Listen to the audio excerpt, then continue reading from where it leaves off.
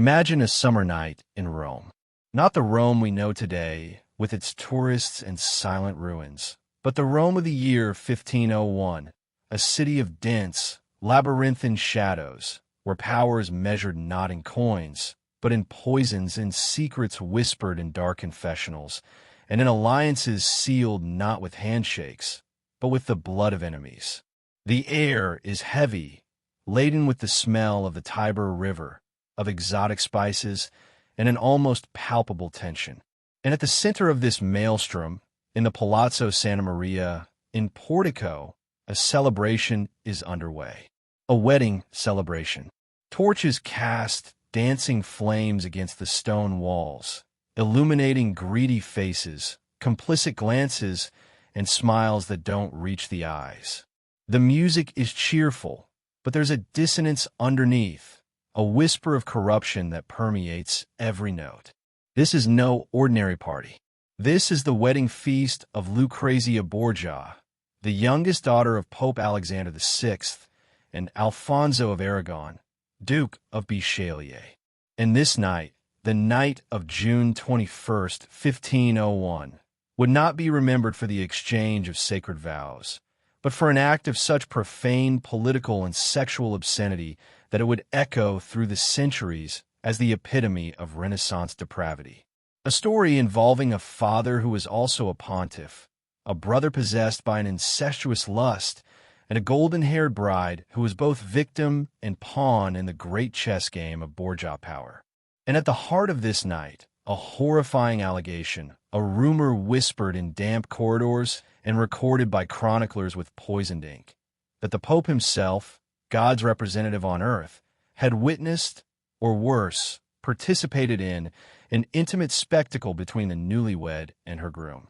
That the marriage was consummated 3 times in a single night, not in the privacy of the marital bed, but under the avid and calculating gaze of the father and brother. The story comes to us shrouded in mist and poison. The sources are, for the most part, enemies of the Borgias, Venetian and Milanese ambassadors who filled their letters with sensationalist accounts, and propagandists who saw the family as an incarnation of the devil himself. Separating fact from fiction is like trying to separate water from wine after they've been mixed. But the power of a myth lies not necessarily in its absolute veracity, but in its emotional truth, in what it reveals about the fear, greed, and morbid fascination of an era. And the myth of the night of the 3 consummations is the key to understanding the truly toxic nature of Borgia power. To understand the abomination, however, we must first understand the characters in this drama, starting with the bride herself, Lucrezia. Lucrezia Borgia was not the lascivious poisoner of legend.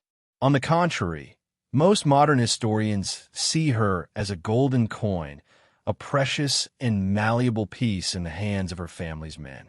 Born in 1480, she was the daughter of Rodrigo Borgia, the astute and ambitious Spanish cardinal who, through bribery and intimidation, ascended to the throne of St. Peter as Pope Alexander VI, and of Venezia dei Catanii, his long-term mistress.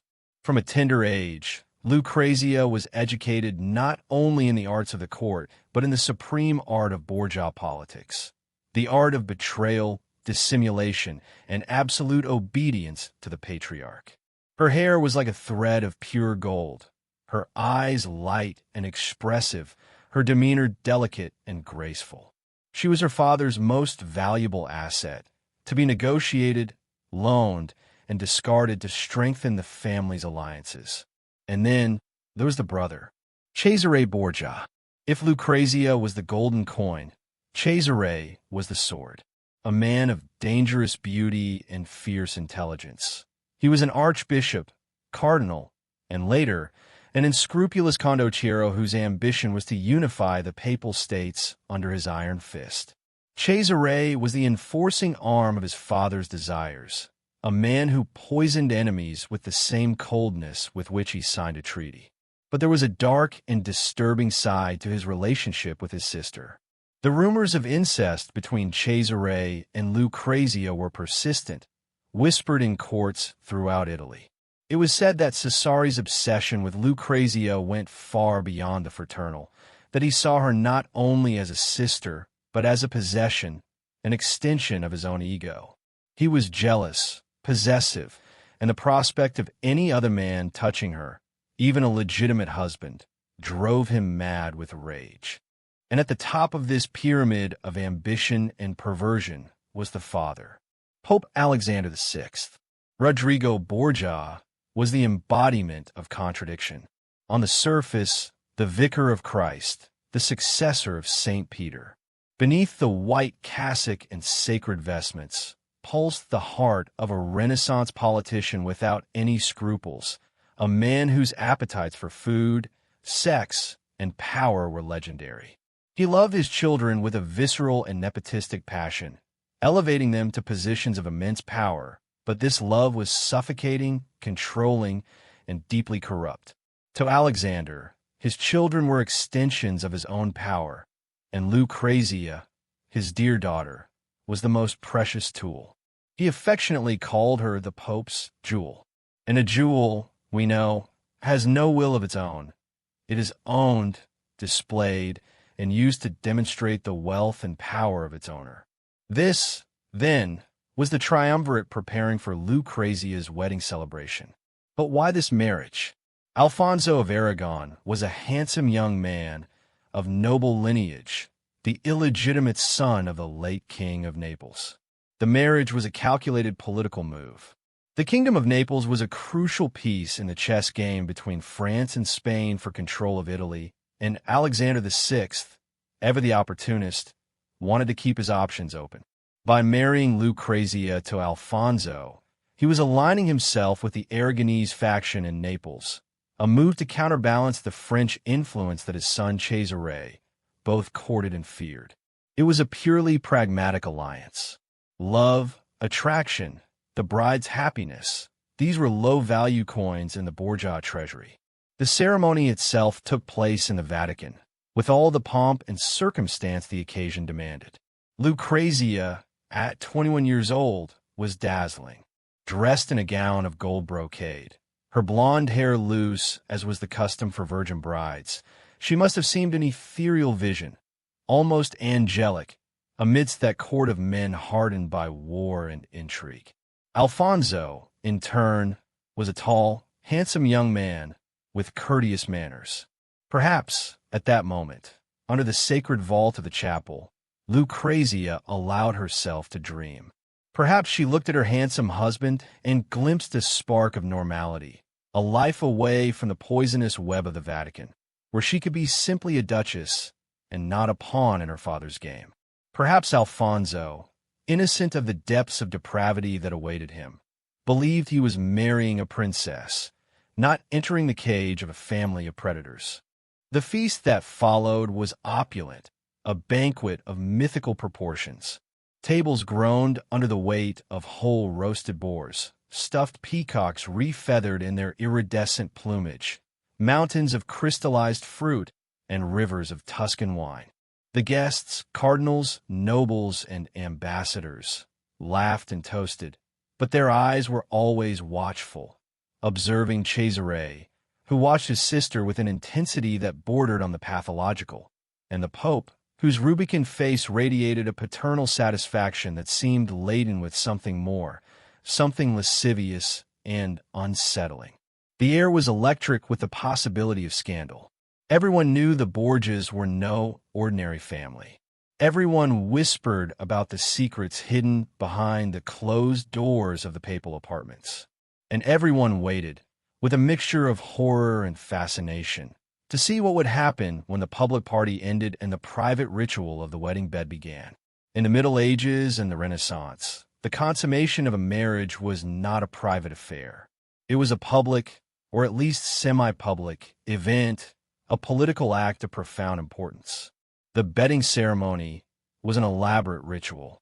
The bride was undressed by her ladies-in-waiting and placed in the wedding bed, often in a transparent or decorative nightgown. The groom was then, led by his friends and relatives, also prepared for the night. Guests would gather in the room, toast the couple, make double-edged jokes, and finally withdraw, leaving the couple alone, but privacy was, at best, an illusion. Often, witnesses remained outside the door, or even inside the room, behind curtains or screens, to attest that the marriage had been consummated. The bride's virginity and the groom's potency were not matters of intimacy, but of legitimate succession, political alliances, and dowries. An unconsummated marriage could be annulled. A legitimate heir was the very reason for such unions. For the Borgias, however, no ritual was ordinary. Everything was a stage, everything was a demonstration of power. And when the time came to lead Lucrezia and Alfonso to their nuptial chamber in the Palazzo Santa Maria in Portico, the ritual took a sinister turn. The chronicles of the time, notably those of the Venetian ambassador Justinian and the Borgia enemy historian Stefano and Fescera, describe a scene that far exceeded the customs of the time. They report that it was not only the ladies-in-waiting and the groom's friends who accompanied the couple. Pope Alexander VI himself, dressed in his rich vestments, and his son Cesare, with his predatory smile, were present. They were not content with simply giving a blessing at the door. They entered the room. They participated in the ceremony of undressing the bride, of laying her in the bed. And according to the most scandalous accounts, they did not leave.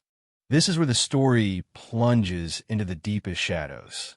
The rumor, the one that would be etched into history with letters of fire, claims that the Pope and Cesare not only witnessed the consummation of the marriage, but demanded that it be repeated.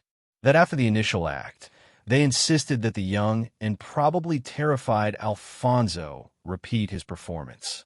And then a third time, that they watched, as if watching a play or an animal fight, evaluating the groom's potency, the bride's submission, transforming the most intimate act between husband and wife into a grotesque spectacle of domination and control. The allegation that the marriage was consummated 3 times in a single night was born from this moment, not as a celebration of virility, but as a ritualistic humiliation, an affirmation that even Lucrezia's sexuality belonged to the Borgia clan. Let us pause for a moment and try to visualize this scene, if we have the courage. The room, lit by candles, shadows dancing on the frescoed walls. The large, canopied bed, the fine linen sheets. Lucrezia, pale as ivory, her light eyes likely filled with a mixture of shame, fear, and resignation. She had been raised to obey. Obey her father. Obey her brother. Obey her husband now. But the presence of her father, the supreme pontiff, and her brother, the cardinal, in the sanctuary of her bridal chamber, must have torn apart any illusion of normality. She was not a bride. She was a sacrifice in a perverse ceremony. And Alfonso, the young duke, full of the vigor of youth and the pride of his lineage, must have felt like a cornered animal. The pressure to perform his role under the probing gaze of the most powerful man in the Western world and his notoriously violent son must have been paralyzing. Every glance, every whisper between father and son was a blow to his masculinity. The demand to repeat the act was not a compliment. It was a degradation. It was the way of Alexander and Cesare saying, "We own your wife. We own you. Your body, your lineage, your destiny, all belong to us. You are an instrument, and we are here to test your quality." And Cesare, what was going through the twisted mind of Cesare Borgia that night? The accounts suggest he was particularly agitated, his eyes fixed on Lucrezia with an intensity that could not be interpreted as fraternal. Jealousy burned within him like acid. He could not bear the thought of another man touching her, even if that touch was sanctioned by the law of God and men. Some historians speculate that the presence of Cesare and the Pope was not only about political control, but also about Cesare's psychosexual possession of his sister. By witnessing the act, by commanding it, he was, in a sick way, participating in it, reaffirming his dominion over her, marking his territory as primitively as an animal. He was not giving her to another man. He was lending her, under his conditions, under his watchful eye. And the Pope, Alexander VI, the Father. How to justify the presence of a Holy Father, the representative of Christ, in such a scenario, to the modern mind, is incomprehensible. But for Rodrigo Borgia, the line between the sacred and the profane was non-existent. His power was absolute, and he exercised it in all domains from the altar to the bedroom. His presence in the nuptial chamber was the ultimate affirmation of his nepotism. He was not just blessing the union. He was supervising the production of an heir who would strengthen the Borgia Empire. He was, in his own distorted mind, taking care of the family's interests. Lasciviousness and piety were inextricably intertwined in his soul. He could celebrate a mass in the morning and, at night, participate in an orgy of power that would shock even pagans. The night must have seemed an eternity to Lucrezia and Alfonso. Every touch, every sigh, was observed, measured, judged. What should have been a moment of union and perhaps even tenderness was reduced to a mechanical and humiliating performance. The myth of the three consummations is the perfect crystallization of that humiliation. It was not about passion, it was about endurance. It was not about love, it was about duty. And when dawn finally broke, tinging the Roman sky with shades of pink and orange, the couple was left exhausted, physically and emotionally drained. The alliance was sealed, not only by the ring, but by this ritual of submission. Lucrezia belonged to Alfonso by contract, but Alfonso and Lucrezia belonged to the Borgias by fear, by obligation, and by a horrible secret that now bound them in a bond of silent shame. The sun of the following morning brought no relief, only the reverberation of the scandal. Rome was a city made of eyes and ears, and the whispers began to spread like wildfire in a dry field. Ambassadors, who were already masters at weaving sensationalist reports for their courts, took up their pens with veracity. The Venetian ambassador, Justinian, wrote to the Doge, describing the night with a mixture of horror and fascination. Stefano in Feshera, in his diary, recorded the story with absolute moral condemnation. The news spread throughout Italy and beyond. The Pope, the Vicar of Christ, had witnessed the consummation of his own daughter's marriage. And not only witnessed, but supervised, demanded repetitions, turning a sacrament into a blasphemous parody. The public reaction was a predictable mix of hypocritical outrage and secret satisfaction. The enemies of the Borgias, who were many, finally had the ultimate propaganda weapon. Fanatical preachers, like the Dominican Girolamo Savonarola in Florence, already dead by this time, but his anti-Borgia rhetoric echoed, had their prophecies of an antichrist on the papal throne confirmed. Rival cardinals whispered in the corridors of the Vatican, their faces a mask of offended piety, while inwardly they rejoiced at the disgrace of the Spanish clan. The moral credibility of the papacy, already shaken by the extravagances of Alexander VI, reached its nadir. How could a man who presided over such profanation be the spiritual leader of Christendom? For Lucrezia, life after that night was a sequence of bitter consequences. Her marriage to Alfonso was not a happy one. How could it be? The ghost of the father and brother hung over her conjugal bed from the very first moment. The young duke, humiliated and traumatized, must have found it difficult to look at his wife without seeing the inquisitive eyes of the Pope and the cardinal reflected in hers. He now lived under the omnipresent shadow of Cesare, whose pathological jealousy only increased after the marriage. Alfonso was a constant reminder that Lucrezia did not wholly belong to her brother, and that was an affront Cesare would not tolerate for long. Politics, as always, was a relentless master. Alliances shifted rapidly. Alexander VI's support for the Aragonese of Naples began to waver as the star of France rose again. Cesare, in his military campaigns, saw an alliance with the French as more advantageous.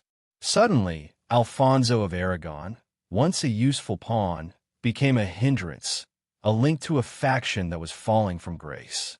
He was, in short, disposable. The outcome for the unfortunate Alfonso was as brutal as it was predictable. On July 15th, 1500, almost a year after the scandalous wedding, while Alfonso was recovering from a previous non-fatal assassination attempt on the steps of St. Peter's Basilica, a group of assassins stormed his apartments in the Vatican. Terrified witnesses identified the leader of the assassins as Michelato Corella, Cesare Borgia's trusted henchman. The young duke was strangled to death in his bed before the eyes of his wife, Lucrezia, who, according to accounts, fainted from horror. It was a calculated and cruel murder, a clear message to the world. No one touched what belonged to Cesare. The marriage that began under the gaze of the father and brother ended under the brother's knife. The profanation of the wedding night was consummated with the husband's blood. And where was the Pope during the assassination of his son-in-law? He was, according to some accounts, in his quarters, feigning ignorance. When confronted with the crime, he offered a superficial investigation that, of course, led nowhere. Alexander VI chose his son, Cesare, the architect of his temporal power, over his son-in-law, who had become a political liability. Alfonso's life was worth less than the ambition of the Borgias. For Lucrezia, Alfonso's death must have been the final blow. She had been used as bait, humiliated in her own bed, and now saw her husband brutally murdered on the orders of her own brother. She plunged into deep mourning, withdrawing to the fortress of Nepi, perhaps hoping to escape, even for a moment, the murderous web of her family. Lucrezia Borgia's story, however, does not end in tragedy. It is a testament to the resilience of the human spirit, even when confronted with the deepest depravity. After Alfonso's death, and after the subsequent death of her father, Pope Alexander VI, in 1503, ironically, it is suspected that he and Cesare accidentally ingested the poison intended for a wealthy cardinal. And the fall from grace of Cesare, Lucrezia finally found a measure of redemption. Her third marriage, to Alfonso d'Este, the heir to the Duchy of Ferrara, marked a turning point. Ferrara was a sophisticated Renaissance court, a center of arts and letters. And here, far from the poisonous vortex of the Vatican, Lucrezia flourished. She left behind the Borgia golden coin and transformed into a respected patroness, a dedicated duchess, and a mother. She sponsored poets like Pietro Bembo, with whom she maintained a famous and platonic love correspondence, and artists. She competently administered the duchy while her husband was away at wars. In Ferrara, she was not the Pope's whore or the cardinal's incestuous sister. She was simply the duchess. She had finally escaped the shadow of that horrific night. But the myth was stubborn. The black legend of the Borgias, amplified by enemies and later writers, solidified. Lucrezia was immortalized not as the cultured Duchess of Ferrara, but as a poisoner, a wanton woman, a partner in her family's crimes. The story of the night of the three consummations became a cornerstone of that legend. It was a story too juicy, too shocking to be forgotten. It encapsulated everything the world feared and despised about the Borgias: their boundless ambition, their contempt for morality, their fusion of the sacred with the profane, and their ability to turn family love into a force of pure manipulation and control. So, what really happened on that night of June 21st, 1501? The absolute historical truth is lost forever, buried under centuries of propaganda, sensationalism, and speculation. It is highly unlikely that the Pope and Cesare actually witnessed the sexual act itself. Even by Borgia standards, that would be an excess of perversion hard to believe. However, the persistence of the rumor is, in itself, a significant historical fact. The core of the issue likely lies in the bedding ceremony ritual. It is almost certain that Alexander VI and Cesare were present at that ceremony. They probably entered the room, toasted, perhaps made tasteless jokes, and watched the bride be laid in bed. In an era where the line between public and private was much thinner, the presence of the Pope, a paternal and political figure, may have been seen as an extreme honor, even if it was deeply uncomfortable. But in the minds of the Borgias' enemies, and in the popular imagination, this act was shocking enough. Over time, the rumor inflated, distorted, became more graphic. The presence in the room turned into observation. Observation turned into demand. And the demand turned into the legend of the three consummations. The story, therefore, works as a powerful metaphor. It does not need to be literally true to be true. It represents the psychological and physical violation Lucrezia suffered at the hands of her family.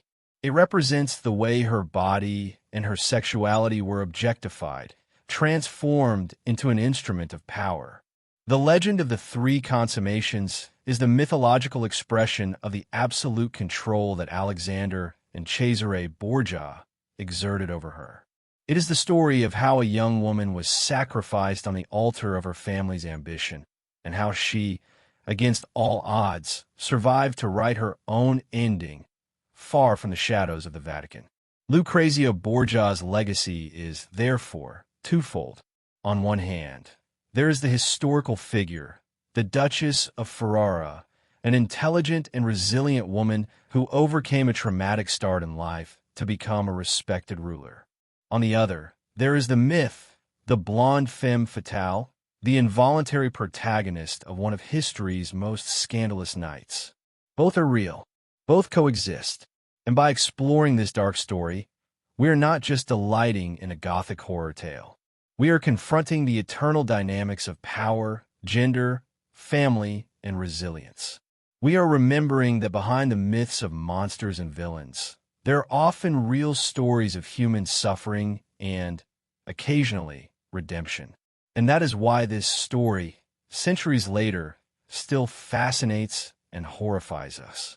It forces us to question the limits of power, the nature of corruption, and an individual's capacity to reinvent themselves, even when marked by the deepest of stigmas.